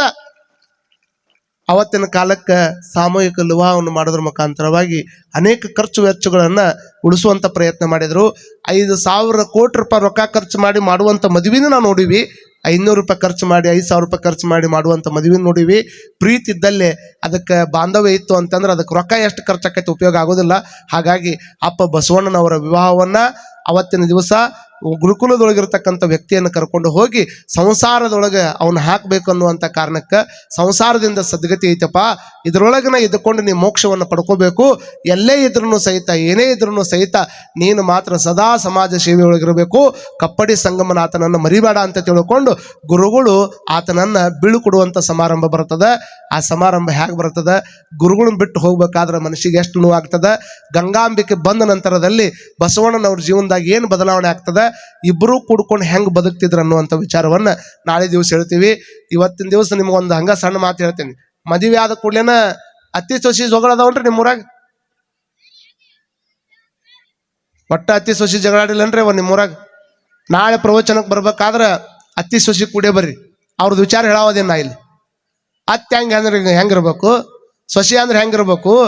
ಬಸವಣ್ಣನ ಮದುವೆ ಆಗೈತಲ್ಲ ಮತ್ತಿಲ್ಲಿ. ಮದುವೆ ಆದಾಗ ಅವ್ರು ಹೆಂಗಿದ್ರು, ನಾವು ಹೆಂಗಿರ್ಬೇಕು, ಸಂಸಾರದೊಳಗೆ ಹೆಂಗಿರ್ಬೇಕು, ಸಂಸಾರದಾಗ ಹೆಂಗಿರ್ಬೇಕು ಅನ್ನೋದನ್ನ ಫಸ್ಟ್ ಇಷ್ಟ ತಿಳ್ಕೊಂಬಿಡ್ರಿ ನೀವು. ಒಟ್ಟ ಅಜ್ಜಿಬಾತ್ ಎಂದೂ ಸಂಶಯ ಬರಬಾರ್ದು. ಇದು ಮೊದಲನೇ ಸೂತ್ರ ಇದು. ಸಂಸಾರದಾಗ ಗಂಡಿಗರ ಇರಲಿ ಹೆಣ್ಣಿಗರ ಇರಲಿ, ಕೆಲ ಮಂದಿ ಇಟ್ಟಿಟ್ಕ ಸಂಶಯ ಮಾಡ್ಕೊಂತಾರ. ಸಂಶಯಾತಿ ವಿನಶ್ಯತಿ. ಸಂಶಯ ಒಳಗೆ ಬಂತು ಹೊರಗೆ ಫೇಲ್ ಆತಂತಾನೆ ತಿಳ್ಕೊಬೇಕು. ಗಂಡಿನ ಮೇಲೆ ಹೆಣ್ಣಿಗೆ ಸಂಶಯ ಬರಬಾರ್ದು, ಹೆಣ್ಣಿನ ಮೇಲೆ ಗಂಡಿಗೆ ಸಂಶಯ ಬರಬಾರ್ದು. ಸಂಶಯ ಇಲ್ಲಾರ್ದಂಥ ಸಂಸಾರ ಭಾಳ ಚಂದ ನಡಿತೈತಿ. ನಮ್ಮ ಕಡೆ ಒಂದು ಭಾಳ ಸುಂದರವಾದಂಥ ಕಥೆ ಐತಿ. ಏನು ಸಂಶಯ ಬಂತಂದ್ರೆ ಹೆಂಗೆ ಆಕೈತಿ ಗೊತ್ತೈತೆ ನಿಮಗೆ? ಈಗ ಗಂಡನ ಬಿಟ್ಟು ಹೊರಗೆ ಹೋಗ್ಬೇಕಾಗಿತ್ತು, ಮನೆ ತವ್ರ ಮನೆಗೆ ಹೋಗ್ಬೇಕಂದ್ರೆ ಸಂಶಯ. ನನ್ನ ಗಂಡನ ಒಬ್ಬನ ಬಿಟ್ಟು ಹೋದ್ರೆ ಅವ ಏನು ಮಾಡ್ತಾನೆ ಏನ, ಎಲ್ಲಿ ಹೊಕ್ಕನೇ ಏನ, ಹಿಂಗೆ ಸಂಶಯ ಒಟ್ಟ. ಅದು ಮತ್ತು ಹೋಗಬೇಕಲ್ಲ. ಅವಾಗ ಹೆಂಡತಿ ಬಂದು ಹೇಳಿದ್ಲು, ಗಂಡು ಹೊರಗ್ಲಿಂದ ಬಂದ ಕೂಡಲೇನ ಹೆಂಡತಿ ಅಂತಾಳ, ರೀ ನಮ್ಮವ್ವ ಕಾಲು ಜಾರಿ ಬಿದ್ದಾಳ ಅಂತ. ನಮ್ಮಮ್ಮ ಕಾಲು ಜಾರಿ ಬಿದ್ದಾಳ, ನಮ್ಮ ತಾಯಿ 8 ದಿವಸ ಊರಿಗೆ ಹೋಗಿ ಬರ್ತೀನಿ ನಾನು ಅಂತ. ಇವಂಗೆ ಹಾಲು ಕೊಡದಷ್ಟು ಸಂತೋಷ ಆಯ್ತು ಒಳಗೆ. ಬರೀ ತವ್ರ ಮನೆಗೆ ಹೊಕ್ಕಾಳ ಅಂದ ಕೂಡಲೇನ ಸಂತೋಷ ಆಗೇ ಬಿಡ್ತೇವೆ. ಸಂತೋಷ ಆಗಿ ಯಾರು ಬೇಡ ಅಂತಾರೆ? 8 ದಿವಸ ಯಾಕೆ 16 ದಿವಸ ಹೋಗಂದ ಚಲೋ ಆತ್ ನೋಡ್ರಿ. ಅಷ್ಟೇ 8 ದಿವಸ ಹೋಗಂದಕ್ಕಿನ್ನ 16 ದಿವಸ ಹೋಗಂತಿ ಅಂದ್ರೆ ನಾನು ಬಿಟ್ಟು ನೀ ಏನು ಮಾಡ್ತಿ? ಚಲೋ ಆಚ. ಹಂಗಲ್ಲ, ಮತ್ತು ಅವನ ಕಾಲು ನೋವಾಗೈತಿ ಅಂತಿದ್ದಿ, ಹೋಗಿ ಬಾ, ನಾ ಏನು ಮಾಡಂಗಿಲ್ಲ, ನೀ ಏನು ತಲೆಗಿಟ್ಕೊಳಕ್ ಹೋಗ್ಬೇಡ. ನೇನು ನಿಮಿಷಕ್ಕೊಮ್ಮೆ ಬೇಕಾದ್ರೆ ಫೋನ್ ಹಚ್ಚ ನನಗೆ. ನಿಮಿಷಕ್ಕೊಮ್ಮೆ ಫೋನ್ ಹಚ್ಚಿದ್ರೆ ನಾ ಎತ್ತೀನಿ, ಆರಾಮಿರ್ತೀನಿ, ಹೇಳ್ತೀನಿ ಅಂದ. ನಾ ನಿಮಿಷಕ್ಕೊಮ್ಮೆ ಹಚ್ಚಿದ್ರೆ ಎತ್ತಿರಲಿ ಫೋನ್, ಎತ್ತೀನಿ ಅಂದವ. ಆಯ್ತು ನಾ ಹೋಗಿ ಬರ್ತೀನಿ ಅಂತ ತಿಳ್ಕೊಂಡು ಎಲ್ಲ ಬ್ಯಾಗ್ ರೆಡಿ ಮಾಡಿ ಅಜ್ಜಿ ಖುಷಿಯಿಂದ ಬಸ್ ಹತ್ತಿಸನ. ಬಸ್ ಇನ್ನು 8 ಹೆಜ್ಜೆ ಮುಂದೆ ಹೋಗಿಲ್ಲ, ಮತ್ತೆ ಫೋನ್ ಹಲೋ ಎಲ್ಲಿದ್ದೀರಿ? ಈಗರ 1 ನಿಮಿಷದ ಹಿಂದಿನ ಬಸ್ ಹತ್ತೀನಿ, ಈಗ ಹೊಂಟಿನ ಮನೆಗೆ ಅಂತ 1 ನಿಮಿಷ ಆದ್ಮೇಲೆ ಒಂದು 5 ನಿಮಿಷ ಬಿಟ್ಟಕ್ಕೆ ಮತ್ತೆ ಬಂತು ಫೋನ್, ಹಲೋ ಎಲ್ಲಿದ್ದೀರಿ? ಈಗ ಮನೆಗೆ ಬಂದಿನೋ ಕದ ತೆಗಿಯಾಕತ್ತೀನಿ, ಮನ್ಯಾಗದಿರನ? ಮನ್ಯಾಗನ ಇದೀನಿ ಅಂದವ. ಮನೆ ಒಳಗೆ ಹೋಗ್ರಿ. ಹೋದ್ಲ. ಒಳಗೆ ಹೋದ ಕೂಡ್ಲೇನ ಅಲ್ಲೊಂದು ಮಿಕ್ಸಿ ಇಟ್ಟಿನೋ, ಮಿಕ್ಸಿ ಆನ್ ಮಾಡ್ರಿ ಅದನ್ನ. ಆಕಿ ಸಂಶಯ ಮನ್ಯಾಗದನ ಎಲ್ಲಿದಾನ ಅಂತ. ಮನ್ಯಾಗದಿನ ಎಲ್ಲಿದಿನ ಅಂತ ತಿಳ್ಕೊಂಡು ಮಿಕ್ಸಿ ಆನ್ ಮಾಡೋದು ಕೂಡಲೇ ಆಯ್ತು ತಡಿ ಆನ್ ಮಾಡ್ತೀನಿ ಅಂತ ಪಟ್ನ ಹೋಗಿ ಬಟನ್ ಹಾಕಿ ಮಿಕ್ಸಿ ಆನ್ ಮಾಡಿದ. ಗೊರ್ರನ ಕತ್ತದು. ಆಯ್ತಾಡ್ರಿ ಅಂತ ತಿಳ್ಕೊಂಡು ಮತ್ತೆ ಹೊಳ್ಳಿ 15 ನಿಮಿಷಕ್ಕೆ ಎಲ್ಲಿದ್ರಿ? ಮನ್ಯಾಗದೀನಿ, ಮಿಕ್ಸಿ ಆನ್ ಮಾಡ್ರಿ ಅಂದ್ಲ ಆಕಿ ಕನ್ಫರ್ಮ್ ಆಗ್ಬೇಕಲ್ಲ ಇವ್ ಮನ್ಯಾಗದನ ಹೊರಗದನ ಅಂತ. ಎಲ್ಲಿ ಹೋದಾಗ ಕೇಳಿದಾಗಲ್ಲ ಅಲ್ಲಿದ್ರಿ ಅಂತ ಕೇಳೋದು, ಮಿಕ್ಸಿ ಆನ್ ಮಾಡೋಣ. ಎಲ್ಲಿದ್ರಿ ಅಂತ ಕೇಳೋದು, ಮಿಕ್ಸಿ ಆನ್ ಮಾಡೋಣ ಅಂತ ಹೇಳೋದು. ಈ ಹೆಣ್ಮಗಳು 8 ದಿವಸ ಅಂತ ಹೋದಾಕಿ ಅವ್ರ ಅವ್ವಗ ಜಲ್ದಿ ಆರಾಮಾಗಿದ್ದಕ್ಕೆ ಹೇಳ್ದ ಕೇಳ್ದ 3 ದಿವ್ಸಕ್ಕೆ ಬಂದ್ಬಿಟ್ಟ. ಯಾವಾಗ 3 ದಿವ್ಸಕ್ಕೆ ಬಂದು ಕೂಡ್ಲೇನ ಏನಾಯ್ತು ಗೊತ್ತಂದು ನಿಮ್ಗೆ? ಮನೆ ಬಸ್ ಸ್ಟ್ಯಾಂಡ್ನಾಗ ಬಂದು ಹಚ್ಚಾಳ. ಹೇಳಿದ್ರೆ ಗೊತ್ತಾಗ್ಬಿಡ್ತು ಅಂತ ತಿಳ್ಕೊಂಡು ಸರ್ಪ್ರೈಸ್ ಕೊಡ್ಬೇಕಂತ ಬಂದಾಳ. ಬಸ್ ಸ್ಟ್ಯಾಂಡ್ನಾಗ ಬಂದು ಹಲೋ ಅಂದ್, ಹೇಳ ಎಲ್ಲಿದಿ? ಮನ್ಯಾಗ ಕುಂತೀನಿ ರೀ ಅಂದ. ಮನ್ಯಾಗ ಕುಂತೀನಿ, ಮಿಕ್ಸಿ ಆನ್ ಮಾಡ್ರಿ. ಮಿಕ್ಸಿ ಒದರ್ಸಿದ ಕೂಡಲೇ ಖಾತ್ರಿ ಆತಿಕಿ ಮನ್ಯಾಗ ಅದಾನ ಅಂತ ತಿಳ್ಕೊಂಡು ಬಂದು ನೋಡ್ತಾಳ. ಮನೆ ಕದ ಹಾಕೊಂಡು ಎಲ್ಲೇ ಹೋಗ್ಬಿಟ್ಟ. ನೀವು ಮನಿ ಚಿಲಕ ಹಾಕೈತಿ, ಕಿಲಿ ಹಾಕೈತಿ. ಮತ್ತೆ ಫೋನ್ ಹಚ್ಚಿದ್ಲು, ಹಲೋ ಎಲ್ಲಿದ್ರಿ? ಮನ್ಯಾಗ ಅದೀನಿ ಅಂದವ. ಮಿಕ್ಸಿ ಆನ್ ಮಾಡ್ರಿ. ಆನ್ ಮಾಡೇ ಬಿಟ್ಟ. ಹಂಗ ಮಿಕ್ಸಿ ಒದ್ರಾಕತ್ತದು. ಪಕ್ಕದ ಮನ್ಯಾಗ ಹೋಗಿ ಕೇಳಿದ್ಲ ಅಂತಿಕ್ಕಿ, ಅಲ್ರಿ ನಮ್ಮ ಯಜಮಾನ್ರಿ ಎಲ್ಲಿ ಹೋಗ್ಯಾರ್ರಿ?